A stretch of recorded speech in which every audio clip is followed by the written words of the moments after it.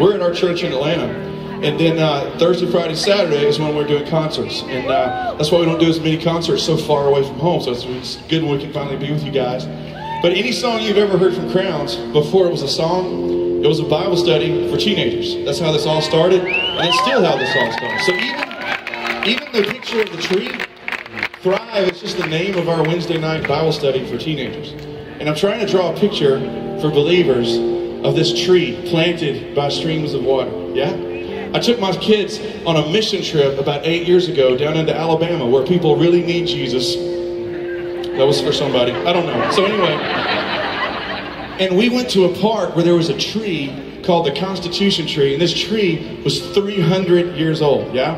So it takes about 6 of my guys to even reach around it and lock arms. I've got 60 teenagers on the trip, and they're all up in this tree. So I'm going through release forms thinking, I am so fired right now, you know? And while I'm doing this, there's an elderly guy, about 80 years old, who's been a farmer in this little town called Geneva, and he's telling me stories about the floods. Somebody said, yeah, to Geneva. Come on, you made it. Thanks for coming all the way to here to see us there. But he's talking about the floods that had come through Geneva and how the city was underwater just a few years ago. And he's pointing to the mud lines on the tops of the trees. These 2 giant rivers come together where this Constitution tree is. And he says, Mark, I've seen things just taken down the street, houses, cars by floods. But this tree is always going to be here. He said, and it's not because it's so strong on the surface, because this tree was huge.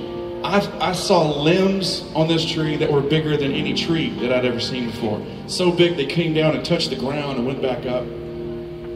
He said, what keeps this thing strong is under the ground. And he did something with his hands, and this little southern way goes, Brother Mark. Every time he said something, it's Brother Mark. And he did something with his hands. He did this. You guys still with me? He said, if you were to take all the dirt out from under this tree, you'd see something just about like this. There's just as much going on under the ground as there is above the ground. When he pulled all the students out of that tree, and we sat down at the base of the tree and we read Psalm chapter 1.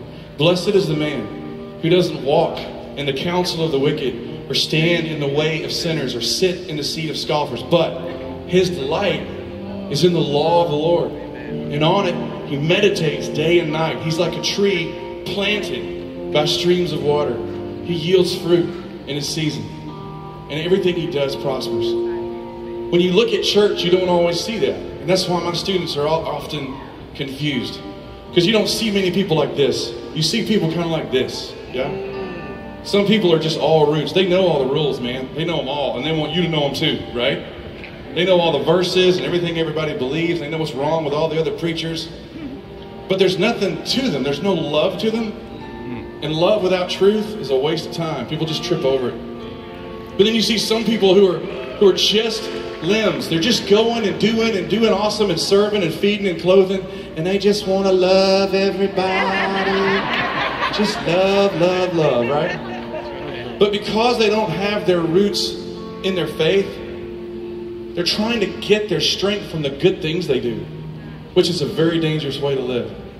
And what happens is about once a month, life just comes through and knocks you down. You can't do enough to belong to God. You can't know enough to belong to God. The only way to the Father is through the Son, Jesus. The only name by heaven or earth that all can be saved. So listen, what are these songs about? I'll tell you. Why are we still here? Why are we sucking air through our nose, people? Why don't we just get saved and go straight to heaven? Because Jesus told us why we're here. They asked him, what is life all about? He said, love the Lord your God with all your heart, your soul, your mind, and your strength. That's your roots. And he said, and go love your neighbor as yourself. That's your reach. You are not put here to survive. You're put here to thrive.